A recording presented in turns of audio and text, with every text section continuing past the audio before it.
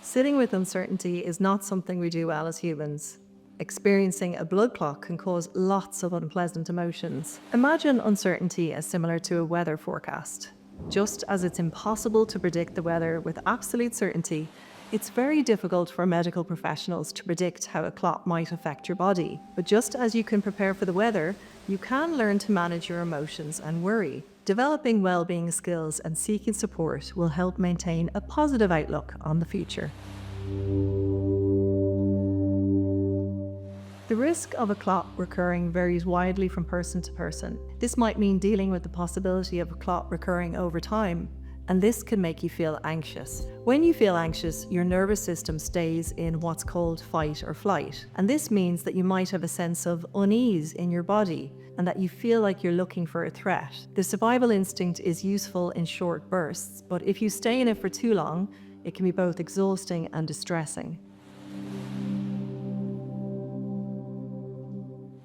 Worrying is natural and it keeps us safe, but if it becomes overwhelming and unhelpful, it does need to be tackled. To worry means to have troublesome what-if thoughts. What if the clot comes back? What if I never recover from this? When you feel under threat, your thinking is based around fear. For example, have you ever been so stressed that you feel the world is against you? A colleague passes you in the corridor without saying hello and you think the worst. Perhaps they just didn't see you is the last thought on your mind, but this thought would certainly make you feel less worried. However, the threatened mind will always think the worst. There's nothing wrong with you, this is just how we're programmed. But a more helpful approach is to engage in thoughts based on hope. This doesn't mean that you're being in denial or that you're in denial, but it just means instead you're focusing on the most helpful thought or an action that will help you live your best life in this circumstance. It's important to challenge unhelpful thoughts. For example, instead of, "I'm never going to be able to get this done," a helpful thought is, "I'm going to do as much as I possibly can." Instead of, "I can't do this," try, "I can try my best." Breathing exercises help calm your body and your mind. When you're feeling worried, you can try these 3 exercises. Number 1, nose breathing.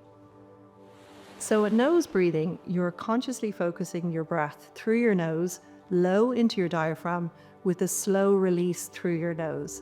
And if it feels uncomfortable, just try it for a few seconds. And just remember, the nose is for breathing, the mouth is for eating. So breathing in and exhaling out. Breathing in and exhaling out. And remember, it doesn't need to be a big breath, but it just helps focus your mind on your breath consciously. So as you breathe in through the nose, low into the diaphragm, and then slow exhale through your nose. So another exercise you can try is called square breathing. So while sitting upright, you inhale for 4 seconds, then hold your breath for 4 seconds, exhale for 4 seconds, and then hold your breath again for another 4 seconds. And you try to repeat this. Now, if it's too much, you can actually maybe make it 3 seconds and 2 seconds or change up that rhythm. So the best thing to do when box breathing is to actually try and find a box. Now, whether that's your TV or your iPad screen or whatever you're watching right now, just visualize breathing in across the horizontal line, holding down the vertical line, exhaling on the next horizontal line, and then holding again on the next vertical line. So you're following the shape of a box, and it helps you keep your breath in tune with your body and then helps relax you. So let's try that now. Taking a breath in, 2, 3, 4, hold, 2, 3, 4, release, 2, 3, 4, hold, 2, 3, 4, and return to normal. And you can repeat that as many times as feels comfortable. And the final breathing exercise you can try is called 4-7-8 breathing.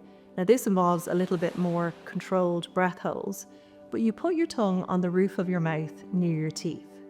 Then you close your mouth and inhale through your nose for 4 seconds. Then you hold your breath for 7 seconds, and then you exhale through pursed lips for 8 seconds. So if you like, we can try that now. So start off by placing your tongue on the roof of your mouth near your teeth and then close your mouth. And you're going to inhale now through the nose for 4 seconds. Now you're going to hold for 7 seconds. And then exhale through the nose for 8 seconds.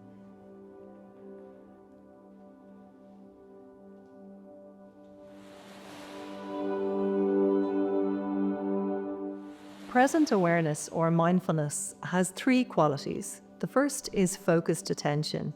That means focusing on what is in your attention right now. The second is a kind intention, so choosing to take a compassionate stance towards yourself and others.